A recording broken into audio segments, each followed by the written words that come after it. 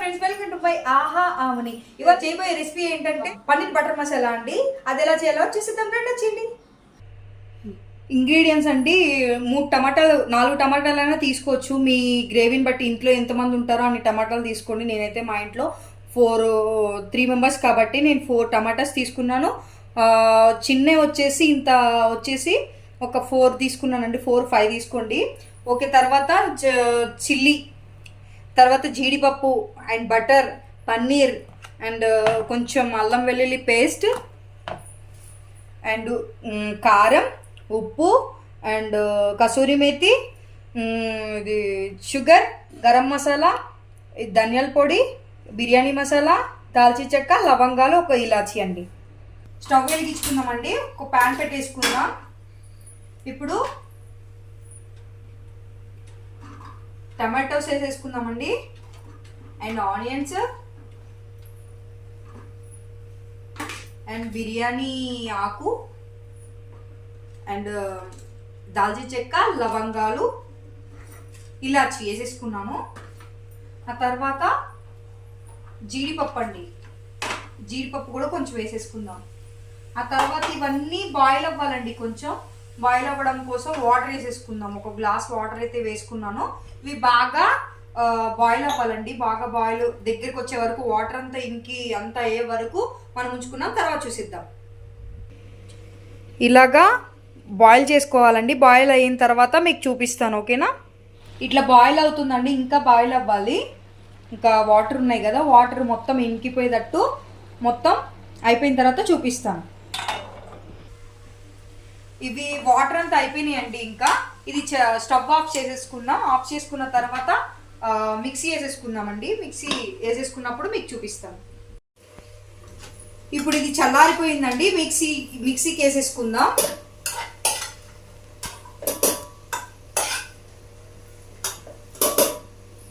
మిక్సీకి మొత్తం వేసేసుకున్నామండి. ఓకే అండి, ఇట్లా మెత్తగా గ్రైండ్ చేసుకోవాలండి. ఇలా గ్రైండ్ చేసుకున్నాం కదా. ఇప్పుడు మనం స్టవ్ వెలిగించేసుకుందాం.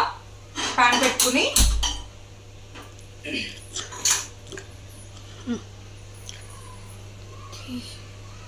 అండి కొంచెం మెల్ట్ అయిపోయింది. నేను బయట పెట్టేశాను. హాఫ్ అంటే 50 రూపీస్ 60 రూపీస్ ఉంటుంది కదండి, అది హాఫ్ వేసేసుకున్నాను నేను. కొంచెం లైట్గా ఆయిల్ కూడా వేసుకుందాం. అంటే మొత్తము బటర్ వేసుకోవచ్చు, లేకపోతే కొంచెం ఆయిల్, కొంచెం ఇది కూడా వేసుకోవచ్చు అండి. మీకు నచ్చిన విధంగా మీరు చేసుకోండి, ఓకేనా? కొంచెం ఎక్కువే పడుతుందండి దీనికి. ఇది కొంచెం కరిగిన తర్వాత అల్లం వెల్లుల్లి పేస్ట్ వేసి చూసుకుందామండి. అల్లం వెల్లుల్లి పేస్ట్, అల్లం వెల్లుల్లి పేస్ట్. ఇప్పుడు కారం వేసేసుకుందామండి. మీకు టేస్ట్కి తగ్గట్టు వేసేసుకోండి, ఓకేనా?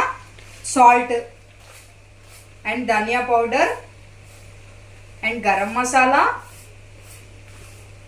ఇవన్నీ వేసాకండి కొంచెం కలుపుకోండి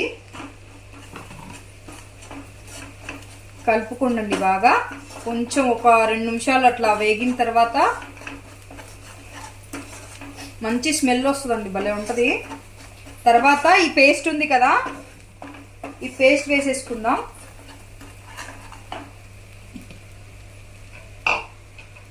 పేస్ట్ వేసేసుకుందాం.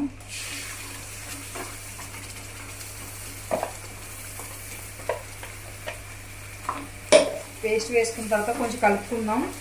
మొహం మీద చిందుద్దండి, జాగ్రత్తగా చేసుకోండి. షుగర్ వేసేసుకుందామండి. షుగర్ 1 స్పూన్ షుగర్ వేసుకోండి. మెయిన్ షుగర్ అండి దీనికి, చాలా బాగుంటుంది. మీకు నచ్చకపోతే బెల్లమైన లైట్గా వేసుకోవచ్చు. దీన్ని బాగా ఇప్పుడు మూత పెట్టి ఒక 5 నిమిషాలు ఉడకనిద్దామండి. బాగా ఉడికిన తర్వాత నేను నెక్స్ట్ ప్రాసెస్ చెప్తాను. ఓకే అండి, ఇప్పుడు పన్నీర్ కట్ చేసుకుంటున్నాను. నేనైతే ఫ్రై చేయను, ఫ్రై చేయకపోతేనే బాగుంటుందండి. ఇలా కట్ చేసేసుకుందాం. మూత తీసేసుకున్నానండి. ఇప్పుడు పన్నీర్ పీసెస్ వేసేసుకుందాం. పన్నీర్ పీసెస్ వేసుకుందాం. ఇలా కలుపుకోండి. ఇంకొక 5 మినిట్స్ ఉంచుకోండి, సిమ్లోనే ఉంచుకోండి. సిమ్లో ఉంచుకోండి.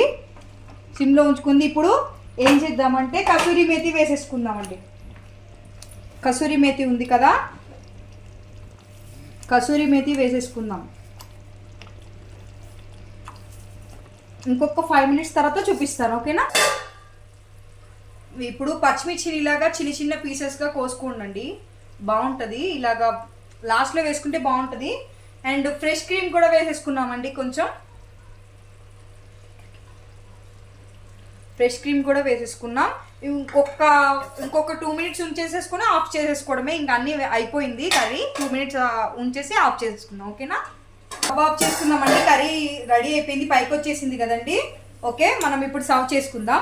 కొంచెం ఫ్రెష్ క్రీమ్ వేసుకుందామండి. ఇప్పుడు ఫ్రెష్ క్రీమ్ వేసుకున్న తర్వాత నేనైతే గార్లిక్ నాన్తో తింటున్నానండి, ఓకేనా. బిట్టు ఆయు ఎలా ఉంది టేస్ట్? బాగుందా? హోటల్ టేస్ట్ వచ్చిందా?